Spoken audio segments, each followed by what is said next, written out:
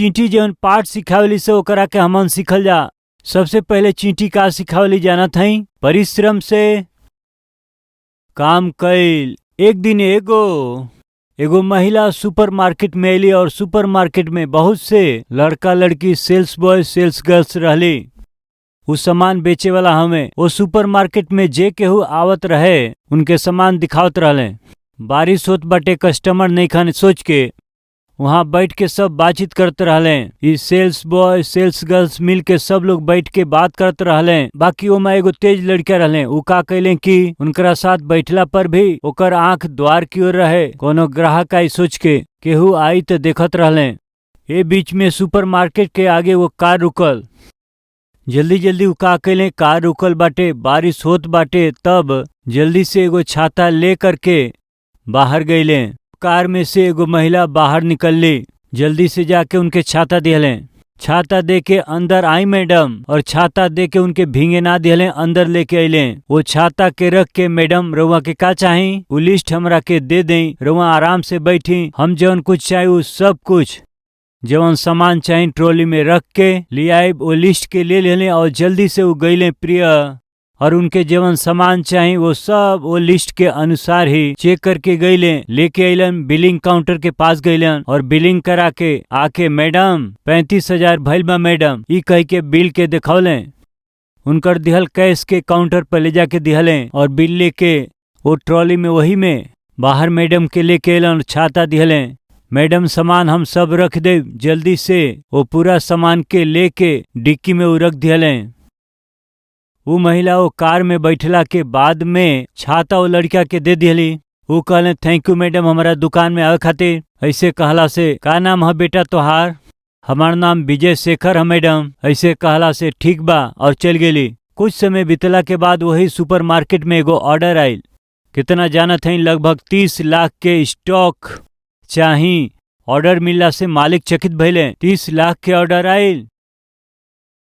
Order आयल ओकरा नीचे एगो बात रहे, नोट ध्यान दें लिखल रहे। उ कहा कि 30 लाख के ऑर्डर के रउआ अपना शॉप में काम करे वाला विजय शेखर नाम के व्यक्ति के साथ में भेज दें। और उतने नहीं, रउआ चाहते हैं कि स्टॉक के हम रउआ से खरीदी तो आदमी के रउआ हमके दे दें, हम उनके अपना कंपनी में जॉब दें। यदि कंडीशन ओके बा ये स्टॉक के भेज दें। ओनर सोचले 10,000 रुपया के सेल्समैन हमें, उनकरा कारण 30 लाख के ऑर्डर काहे खोई। इस सोच के सगरी ऑर्डर के सामान तैयार कर दिहले। उनके बुलौले, देखा तोहरा के फलाना स्थान में पूरा स्टॉक पहुंचावे के बाटे, उतने नहीं अब तू यहाँ ना आइबा, वही कंपनी में काम करबा, ये तोहार जिम्मेदारी हवे। ठीक है सर कह के पूरा सामान लेके गईले। एड्रेस लेके वो कंपनी में पहुंच गए और वहां जाके देखला से वो छोट मोट कंपनी ना रहल, वहाँ हजारों कर्मचारी रहले, वो बड़ कंपनी रहल।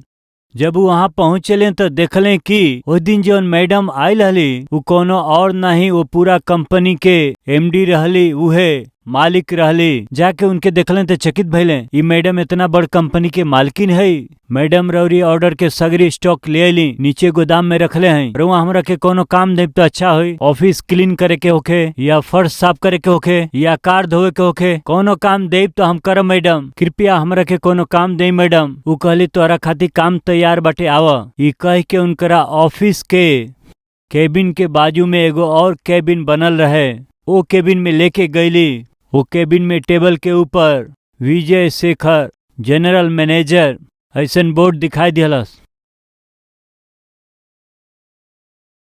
प्रिय भाई और बहन लोग, एक दिन रउआ के वो स्तर तक पहुँचे के बाद तो रउआ के का करे के बा? बताई का करे के बा? कौना कारण से ये मामूली सेल्समैन वो कंपनी के जनरल मैनेजर बन गईले।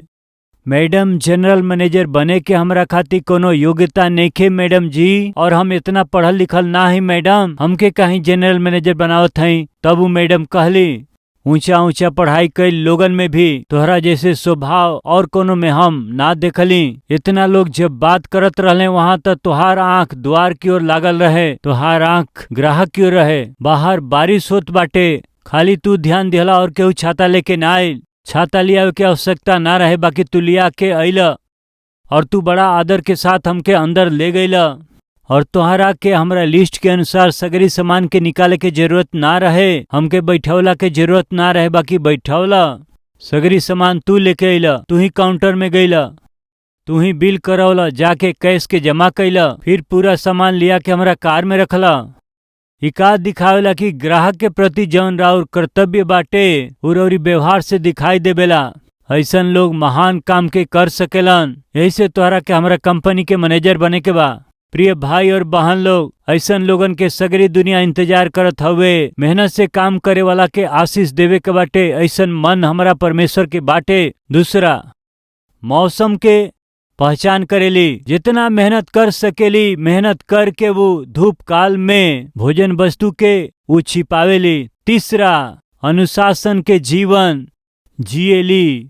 केहू चीटी के सिखावल का कि लाइन बना के चला जा।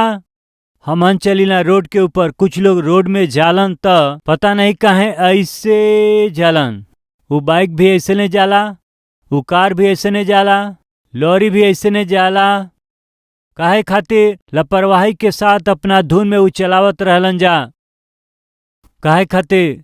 रेड लाइट जलता, सिग्नल तोड़ के अंदर घुस जाले। काहे खातिर? बाइबल में सुंदर बात हुए, आइए देखल जा। 7वां वचन, उनकर ना कोनो न्याय होला, न प्रधान और ना प्रभुता करे वाला। सुनिए प्यारे भाई बहन, उन्नति करे वाला में दिखाई देवे वाला लक्षण का जाना था का? यदि रउआ के उन्नति करे के बात, केहू काम बतावे रउआ के फोर्स करे, ओकरा से पहले रउआ के काम करे के बा। बेटा तू पढ़ाई कर। हाँ पढ़ब न डैडी, वो आगे ना बढ़िए। अरे एग्जाम आवत बाटे, सुतल बड़े काहे? हाँ उठब न डैडी, ये आगे ना बढ़िए। भाई बहन सुनत हई, पढ़ाई करे के समय रउआ के पढ़ाई करे के बा। यहू के माँ के कहे के बाटे, पिता के कहे के बाटे, तो आगे ना बढ़ब। पढ़ाई में उन्नति करे के बाद तो रउआ के स्वयं मेहनत करे के बाटे, पढ़ाई करे के बा। पति आके कहत हम काहे सुतत हऊ, उठा न। बच्चन के स्कूल जाए के बा, उनके तैयार करे के बा, उठा न। ऐसन गृहिणी काम के गृहिणी ना हई। ओहो, देखत हई जा कैसे मानत हई बहन लोग। नौकरी जाए के रहे, पति के पत्नी आके कहली काहे जी रउआ सुतब तो घर कैसे चल पाई जी, रउआ काम में ना जाए तो कैसे? पता नहीं काहे हमके जाए के मन नहीं खे। भैया रउआ शादी काहे कैली बताई? तो के काम करे के मन नहीं खे तो काहे शादी कैला? पत्नी बच्चन के काहे दुख देत हव? रउआ के जौन काम करे के बा ओके फोर्स करके का आदमी हो जौन काम दिहली काहे नहीं करत? ऐसे केहू रउआ के डांटेला तब देखा कल से यदि देरी से अइब तो तोहरा के ऑफिस में कदम नहीं रखे के। का सोचत हई? ऐसे केहू रउआ के डांटे त रउआ काम के लायक बिल्कुल ना हई, आलसी हई। डरा के, धमकी दे के, वार्निंग दे करके या फोर्स करा के रउआ से काम करावे के पड़त हता। रउआ काम के व्यक्ति ना हई। काहे कहला से चींटी के केहू भी फोर्स ना करेला। उनकर केहू प्रधान नहीं खे, कोनो न्याय नहीं खे, कंट्रोल करे वाला केहू नहीं खे। ऐसे मत करा, ऐसे करा बतावेला ना हमें। गुनाह कैला से केहू न्याय करे वाला न्याय ना हवे। चींटीन के न्याय से, न्याय के स्थान से कोनो काम नहीं खे, काहे कि वो अनुशासित जीवन जिएली। आलसी, तू उठ के ध्यान से चींटी लोग के जाके देखा, उनकरा चाल के रवा देखी, वो कैसे चलेली जाके देखा, अनुशासन में कितना चलेली। आज हमारा विषय में कहा हमन के चाल ठीक नहीं खे, बिछौना ठीक नहीं खे, ऐसे हमनी के जीवन ऐसे बाटे। चींटी लोग अनुशासन के जीवन बितावेली जा, उनके केहू के कहे के ना पड़ेला। प्रिय भाई और बहन लोग, रउआ के का करे के बा? यदि केहू के रउआ के बतावे के पड़े, रउआ में बुद्धि नहीं खे, रउआ में ज्ञान नहीं खे, रउआ के दिहल नौकरी में रउआ के वार्निंग देवे के पड़ता, रउआ में बुद्धि नहीं खे, रउआ में ज्ञान नहीं खे। रउरी ऊपर के अधिकारी एके काहे नहीं करत, एके काहे नहीं करत, काहे नहीं करत? ऐसे उनके बार बार डांटे के पड़ता था, बार बार रउआ के याद करावे के पड़ता था। सुना प्रिय लोग, रउआ के बुद्धि नहीं खे। चींटी अनुशासन के जीवन जिएली। प्रिय 21 साल के उम्र में परमेश्वर हमके हैदराबाद लेके अइले। यहाँ अइला के बाद में कलवरी के सेवकाई के हम शुरू कैली। ओहि दिन से आज तक लेके हमारा ऊपर कोनो अधिकारी नहीं खन जा। सतीश कुमार, ऐसे सेवा करे के बा, ऐसे सेवा करे के बाटे, ऐसन फैसला करे के बाटे, ऐसे मेहनत से काम करे के बाटे, ऐसे आंसू से प्रार्थना करे के बा, ऐसे कलेसिया बनावे के बा, ऐसे कलेसिया के अगुवाई करे के बाटे। आज तक हमरा के केहू ना बतावल। ये समय हमार उम्र लगभग 50 साल बाटे। 30 साल से भी अधिक समय हो गई हमके सेवकाई करत। हमरा ऊपर कोनो प्रधान या फिर अधिकारी केहू नहीं खे। फिर ई सेवकाई कैसे इतना आशीष पौलस। कलवरी प्रकाश पत्रिका 4000 कॉपी से शुरू कैली, 1 लाख कॉपी तक ई पहुंच गई। पूरा भारत भर में सबसे अधिक प्रिंट होखे वाला मैगजीन के रूप में ऊंचा हो गई। कलवरी आवाज एगो कार्यक्रम। वो एगो कार्यक्रम कुछ दिन के बाद 650 कार्यक्रम के रूप में 17 भाषा में कलवरी आवाज के प्रसारित भइल। पूरा विश्व के इतिहास में कोनो कलिसिया में हम ना देख पावेलिन जा। प्रसारित करे वाला कोनो कलिसिया नहीं खे। काहे इतना आशीष पौलस। पिछला क्रिसमस में हमनी के कलवरी टेम्पल में लाखों लोग परमेश्वर के आराधना कैले। ये धरती पर इतना लोग एगो कलिसिया में आके आराधना कैल खाली कलवरी टेम्पल में ही वही दिन हो पावल बाटे। कैसे संभव भइल? प्रिय भाई और बहन, कैसे संभव भइल जानत हई? हमरा के केहू डरावे वाला या हमरा के कोनो सलाह देवे वाला या फिर ऐसे करे के बा ऐसन कर बतावला केहू नहीं के। फिर केहू ना भइला पर भी इस सेवा आगे कैसे बढ़ल बतावत हई। एक दिन एगो राजा अपना दुश्मन के देश में जाके वो राज्य के जीत के वो राजा के उनकरा पत्नी के उनकरा बच्चन के बंधक बना के अपना राज में ले अइले। उनके मारे के बाद फैसला कैले। बाकी मरला के पहले ही वो सोचले कि राजा हमें ना, रानी हवे ना और इनकर बच्चा हमें ना, इतना बेरहमी से कैसे मारी। असली में देखत है इनकर मानसिकता का ह, व्यक्तित्व का ह। ये सोच के राजा के रानी के उनकरा बच्चन के बुलौले। वो आके राजा के सामने खड़ा भइले। वो बंधक बनावल राजा के वहां वो देख के सुना कुछ सवाल पूछब ओकर जवाब द। पूछी तोके छोड़ दिहला से तू का करब? वो कहले हमरा के छोड़ला से हम अपना राज के आधा हिस्सा तोके दे। ठीक बा। तोहरा बच्चन के छोड़ला से तब तू का करब?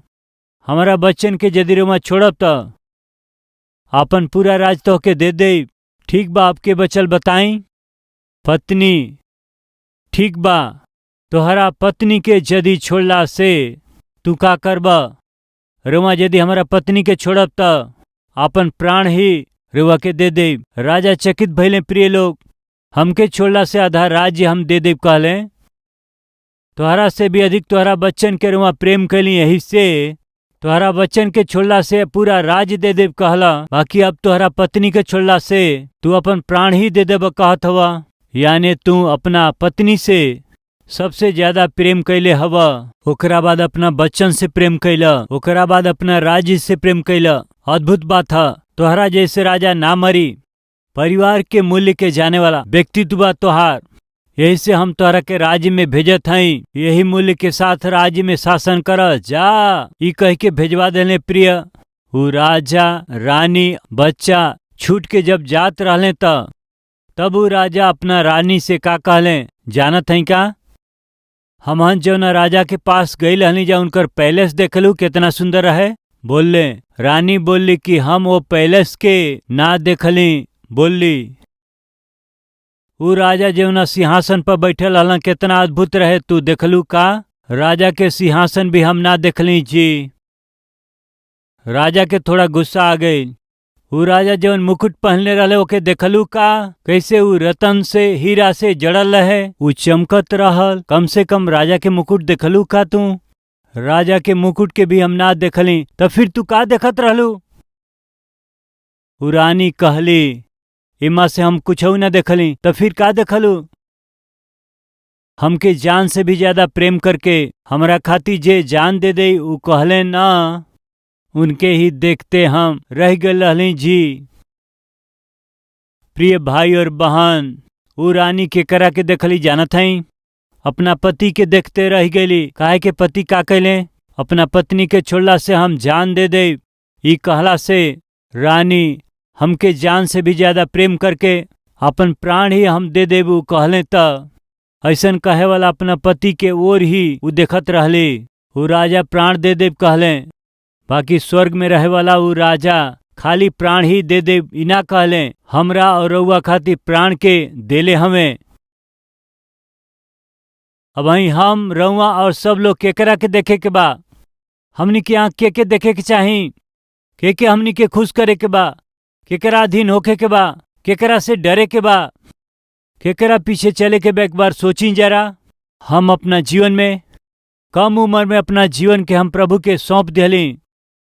12 साल के उम्र में हम प्रभु के उद्धारकर्ता ग्रहण कैली। 18 साल के उम्र में वचन के सेवकाई शुरू कैली। 21 साल की उम्र में कलवरी सेवकाई के हम शुरू कैली। आज के दिन तक की सेवकाई ऐसे बढ़त लाखों लोगन खातिर आशीषदायक और हजारों सेवकन खातिर आदर्श के रूप में सेवकाई बा। त कारण जानत है का? हमार आंख जब से उद्धार पौली तब से आज तक एक ही के ऊपर बा और ऊ हमें हमार प्रभु यीशु मसीह के ऊपर। वो प्रभु के खुश करे के बा, उनकर मर्जी करे के बा, उनकर इच्छा के अनुसार जिए के बा। ऊ जैसन चाहेला वैसन सेवा करे के बा। ऐसन आशा दीक्षा आज ये सेवकाई के ये स्तर पर ले आइल।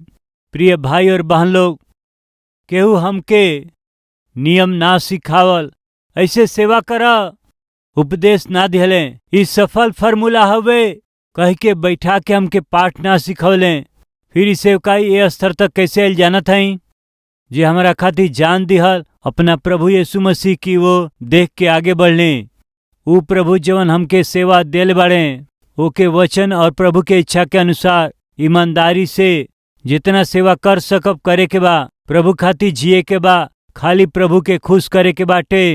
ऐसे एगो मात्र तड़पन आज के दिन तक इस सेवकाई के ये स्तर तक लेके आइल ह। प्रिय भाई और बहन लोग, रउआ एगो पत्नी के रूप में काहे रउआ के अपन धर्म निभावे के बाटे। वो स्थान रउआ के प्रभु दिहले। पति के रूप में रउरी कर्तव्य के पूरा काहे करे के बा जानत हई? ये स्थान रउआ के प्रभु दिहले। माँ के, बेटा के, बेटी के, पिता के स्थान रउआ के परमेश्वर दिहले।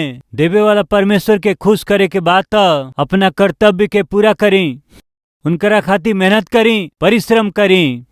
इतने बाटे। निकम्मा होके, कामचोर होके, आलसी के समान रउआ रहब त बाइबल बतावेले रउआ कंगाल हो जाई। नीति वचन 6 ओकर 9 पद। हे आलसी, तू कब तक सुतल रहबा? तोहार नींद कब खुली? कुछ और सुता, थोड़ा सा नींद, एगो और झपकी, थोड़ा और छाती पर हाथ रख के लेटल रही है। तब तोहार कंगाल पर राह के लुटेरा के जैसे और तोहार घटी हथियार बंद के समान आ पड़ी। कंगालपन के अर्थ का है? कुछ ना रहे के स्थिति। आज हमनी में ऐसन लोग ना हुए का? हाथ में फूटा कौड़ी ना होके के स्थिति, घर में कुछ ना खाए के स्थिति। काहे भइल ऐसन कंगालपन? रउरी आलस के कारण।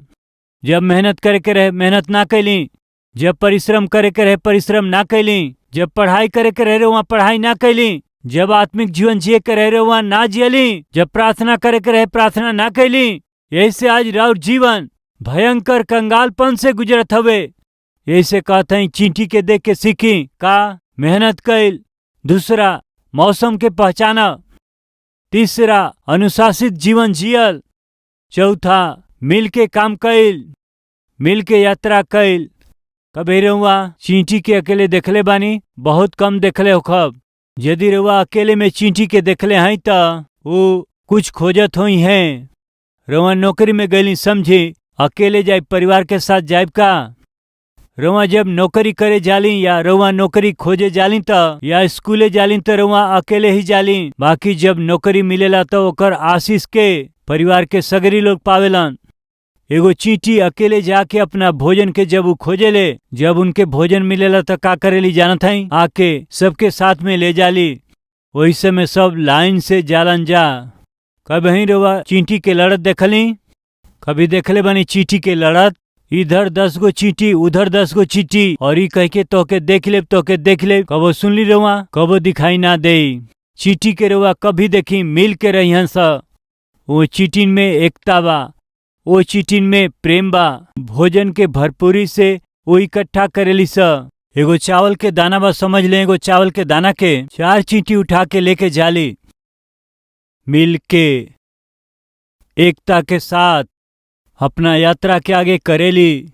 आज के दिन चींटी सिखावेली कहा जानत हई, परिवार के बोझ अकेले पत्नी ना उठा सकेली। परिवार के बोझ अकेला पति ना उठा सकेलन। भाई और बहन और पति पत्नी सुनी मिल के ओके उठा के चले के हवे। लेकिन आज रेवा पुलिस स्टेशन जाई, कोर्ट में जाई, सबसे अधिक केस का हवे जानत हई? डाइवोर्स, तलाक। यह मामला आज के दिनन में कोर्ट में फाइल होखत हवे। दुख के बात का हवे जानत हई? ए दिनन में कोर्ट में फाइल होखे वाला मामला में अधिकतर मसीही लोग फाइल करत हवे। सोचे वाली बात हवे, काहे खातिर वो मिल के नैखन रह पावत। हम जन मसीही हई, हमने का मिल के ना रहला से कैसे चिंता के बात ह, दुख के बात ह। चींटी सिखावेली हमनी का कभी ना लड़ेला, हमन कभी ना झगड़ेली, हम ही अच्छा से रही काफी है। स्वार्थी जीवन ना बितावेलन। भोजन मिले से सब मिल के भोजन करेलन। भोजन खातिर सब मिल के मेहनत करेला। निस्वार्थ जीवन के जियलन। बोझ के भार के सब मिल के उठावेली, मिल के यात्रा करेली, मिल के सब रहेली। आज हमनी के बीच में मन नेके मिलत और बात भी नेके मिलत और सोच भी नेके मिलत। ऐसन पति पति ना हमें कहे के। चींटी कहत है कि तोहन मूर्ख हो जा। एगो परिवार के बोझ के उठावे के बाद सबके मिले के बा। बात ही मिलल काफी ना हुए, दिल के मिले के चाही। चींटी सिखावेले पहला पाठ मिल के मेहनत करी और दूसरा पाठ मौसम के पहचानी, तीसरा पाठ अनुशासन जीवन के जी। केहू के कहला से रउआ के नेखे करे के, रउआ में कॉमन सेंस चाही। अपना जिम्मेदारी के जान के अपना काम के करे के बा। और चौथा मिल के परिश्रम करे के बा, मिल के यात्रा करे के बा, मिल के प्रभु के आराधना करे के बा। ई 4 गो बात होखला से सुनहरा भविष्य के हमन देखल जाई। चींटी लोग के ये शिक्षा के यदि हमनी का अपनावे के त परमेश्वर के आशीष के हमन निश्चय पावे के। ऐसन आशीष हमके चाही। सबसे पहले हम मेहनत करब, दूसरा मौसम के हम पहचानब, तीसरा अनुशासन के जीवन हम जियब और चौथा हम मिल के परिवार के साथ हम यात्रा करब। कहे वाला हई तो हमरा साथे मिल के प्रार्थना करी। आई जे मिल के प्रार्थना करी जा। पवित्र परमेश्वर पिता, बहुत ही विशेष वचन के जरिए हमसे सीधा और साफ बात कैला खातिर धन्यवाद। हमनी में आलसीपन बा, ये 100% सही बा। वो आलसीपन के जीत के पिता मेहनत करे के मन हमनी के देई, दूरदृष्टि हमनी के देई, समय के पहचाने के अनुग्रह हमनी के देई, अनुशासित जीवन हमनी के देई। पिताजी, माता पिता के कहला से पढ़ाई करे वाला, अधिकारी के डांट लगावला से काम करे वाला व्यक्ति, पति के डांटला से या पत्नी के डांटला से परिवार के जिम्मेदारी के निभावे वाला आलसी हमें। ये सच्चाई के जान के पिता बुद्धिमान हो सकिंजा अनुग्रह देई। मिल के एकता के साथ, मेल के साथ में, आनंद के साथ में पिता परिवार के बनावे के अनुग्रह देई। और वही समय हमनी खातिर वहाँ जान दिहली, जान से ज्यादा हमनी से प्रेम कैली। यही से हमन रउआ के खुश करी, ऐसन जीवन देई। रउआ देखत हई ये ध्यान के साथ मेहनत करके अनुशासन के साथ पिता मौसम के देख के मिल के परिवार के रूप में आत्मिक यात्रा में आगे बढ़ पाई जा। अनुग्रह देई। यीशु के नाम से मांगत हई पिताजी, आमीन।